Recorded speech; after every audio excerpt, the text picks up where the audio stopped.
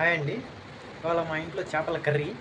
So బౌల్లో oil వేసి కడిగిన చేప ముక్కలేసి తర్వాత ఉప్పేసి ఇక్కడి నుంచి వీడియో స్టార్ట్ అయింది. ఎందుకంటే ఈ క్లిప్ అనేది తీయలేదు. అవన్నీ కలుపుకొని డైరెక్ట్గా పొయ్యి మీద పెట్టేసుకోండి. పచ్చేపల కర్రీ ఇవాళ పసుపు తగినంత, చింతపండు కలిపిన చింతపండు బాగా పిసికి వేసుకోవాలి.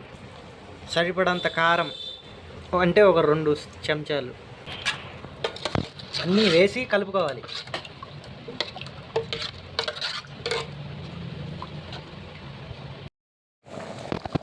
అల్లం పేస్ట్, కొబ్బరి వెల్లుల్లిపాయలు అల్లం పేస్ట్ కలుపుకోవాలి.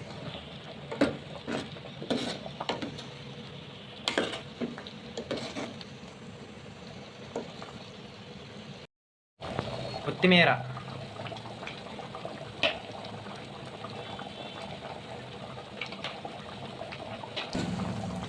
కలిపి దింపుకోవటం. ఇంకా